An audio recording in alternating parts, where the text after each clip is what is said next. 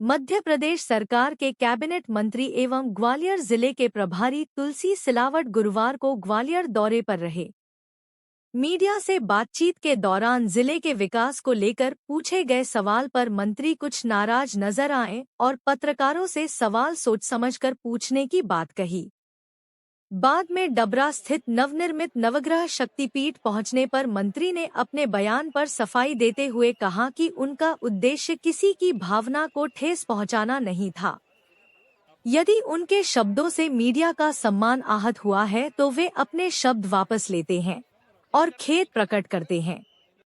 साथ ही उन्होंने कहा कि मिश्रा परिवार द्वारा स्थापित यह भव्य नवग्रह शक्तिपीठ डबरा को धार्मिक पर्यटन का प्रमुख केंद्र बनाएगा और रोजगार के नए अवसर सृजित करेगा।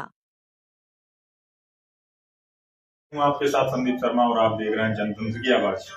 एक तरफ मोहन सरकार कर्जे पर कर्जा लिए जा रही है और विकास के बड़े बड़े दावे कर रही है, और वहीं दूसरी ओर जब ग्वालियर दौरे पर प्रभारी मंत्री तुलसी सिलावट पहुंचते हैं और एक पत्रकार साथी के द्वारा उनसे विकास को लेकर बात की जाती है, तो मंत्री तुलसी सिलावट भड़क उठे और कहने लगे कि साल भर का मेरा एक पहले चार्ट चेक कर लो कि मैं क्या करता हूं क्या नहीं करता हूं, उसके बाद मेरे से सवाल करना। अब मंत्री तुलसी सिलावट से एक पत्रकार के द्वारा विकास की बात करने पर आखिर क्यों भड़के?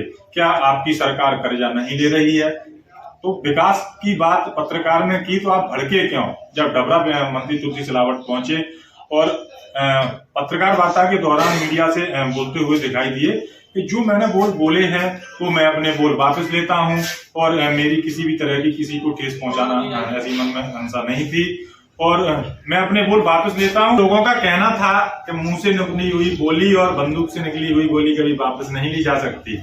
आपने तो कह दिया और अब जनता करके दिखाएगी।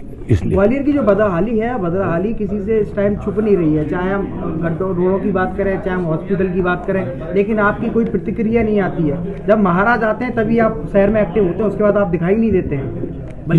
ये एक बात सुनो, आपके संज्ञान के लिए दूं, साल भर का चार्ट निकाल लेना जी, चार्ट निकाल के फिर बात करना कितने बार प्रभारी मंत्री आता है, और प्रभारी मंत्री को आप निर्देश नहीं दोगे।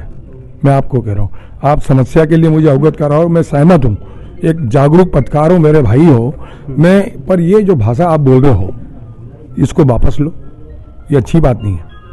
ये अधिकार मैं किसी को नहीं देता हूँ, समझ में आई?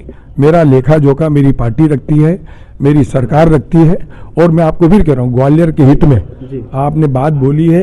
उन सारी समस्याओं के समाधान के लिए सरकार हमेशा सजग थी, सजग है, सजग रहेगी। भाई ने मुझसे कुछ सवाल किए, मैंने उसका उत्तर दिया था।